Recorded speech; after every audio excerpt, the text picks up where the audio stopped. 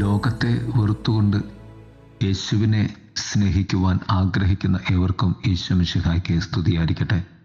തിരുസഭ മാതാവ് ഇന്ന് നമുക്ക് നൽകുന്ന വചനധ്യാനം യോഹന്നാന്റെ സുവിശേഷം 15-ാം അധ്യായം 18 മുതൽ 21 വരെയുള്ള വാക്യങ്ങൾ. ലോകം നിങ്ങളെ വെറുക്കുന്നുവെങ്കിൽ അതിനു മുൻപേ അത് എന്നെ വെറുത്തു എന്ന് അറിഞ്ഞുകൊള്ളുവിൻ. ഒന്നാമതായി, ലോകം നിങ്ങളെ വെറുക്കുന്നു എന്ന സത്യം തികച്ചും അസ്വസ്ഥതാജനകമാണ്. അത് രാഷ്ട്രീയപരമായി തികച്ചും അസത്യവുമാണ്. പക്ഷേ അത് യഥാർത്ഥത്തിൽ സത്യമാണ് എന്ന് ഞാൻ സമ്മതിക്കണം.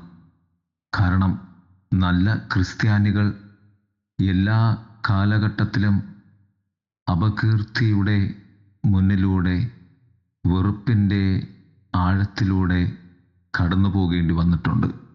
അപ്പോൾ നിങ്ങൾ എങ്ങനെ വെറുക്കപ്പെട്ടുവെന്നും സമാധാനം പാലിച്ചുവെന്നും നിങ്ങളുടെ ഹൃദയത്തെ നീരസത്തിൽ ജ്വലിക്കാൻ അനുവദിക്കാതെയും നിങ്ങൾ എപ്രകാരം നന്മയിൽ സ്വയം വിശ്വാസത്താൽ പരിപാലിക്കപ്പെട്ടുവെന്നും ഓർക്കേണ്ടതുണ്ട്.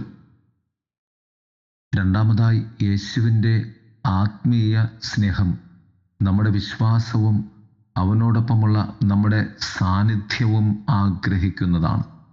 നമ്മുടെ ഇടയിൽ ത്രിത്വത്തിൻ്റെ കടന്നുവരവ് സംഭവിക്കുന്നത് ത്രിത്വത്തോട് ചേരുന്നതിലേക്ക് നമ്മെ ക്ഷണിക്കാനും ഉള്ളിൽ നിന്ന് ദൈവത്തിൻ്റെ രഹസ്യം അറിയുവാനുമുള്ള ദൈവത്തിൻ്റെ ആഗ്രഹത്തിൽ നിന്നാണ്.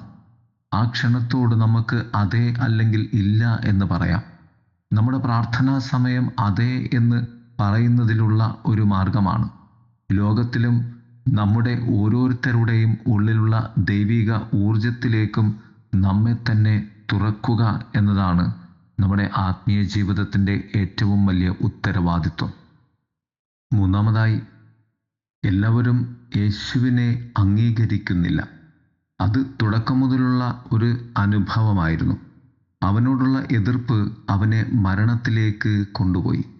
സ്നേഹം അവനെ മരണത്തിൽ നിന്ന് പുനരുത്ഥാനത്തിലേക്ക് കൊണ്ടുപോയി. പീഡനവും സമാനമായ എതിർപ്പും യേശുവിൻ്റെ അനുയായികളിൽ പലരുടെയും അനുഭവ സത്യമാണ്. നന്മ ചിലപ്പോൾ മനുഷ്യരെ വ്രണപ്പെടുത്തുന്നു.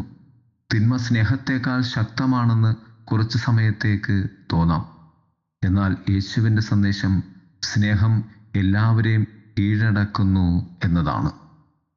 യേശുവിൻ്റെ ശിഷ്യനായതുകൊണ്ടാണോ എൻ്റെ പെരുമാറ്റം ഇപ്രകാരം വ്യത്യസ്തമായിരിക്കുന്നത് എന്നോർത്ത് കർത്താവിൻ്റെ മുമ്പാകെ നിരസിക്കപ്പെട്ടതോ വിലമതിക്കാത്തതോ ആയി തോന്നുന്ന എൻ്റെ ജീവിതത്തിൻ്റെ പല ജീവിത മുഖങ്ങളും ഞാൻ ഉൾക്കൊള്ളുകയും ബോധ്യപ്പെടുകയും ചെയ്യുന്നുണ്ട്. എനിക്ക് അങ്ങനെ അനുഭവപ്പെടുന്നു എന്ന പൂർണ്ണ ബോധ്യത്തോടുകൂടി ഞാൻ യേശുവിൻ്റെ അരികെ നിലകൊള്ളുന്നുണ്ട്.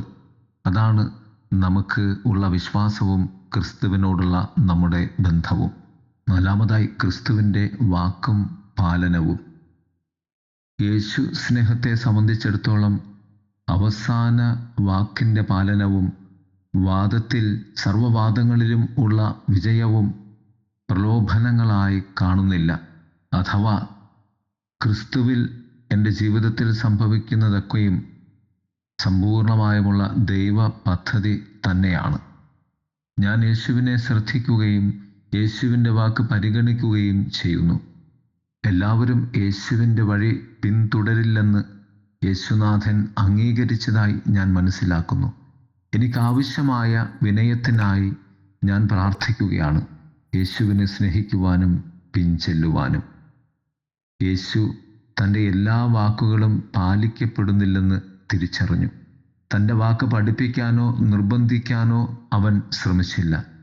എൻ്റെ വിശ്വാസം ശക്തിപ്പെടുത്താൻ ഞാൻ ദൈവത്തോട് അപേക്ഷിച്ചു.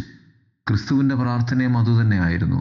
നിങ്ങൾക്ക് വേണ്ടി ഞാൻ പിതാവിനോട് പ്രാർത്ഥിച്ചു, നിങ്ങളുടെ വിശ്വാസം ക്ഷയിക്കാതിരിക്കുവാൻ വേണ്ടി.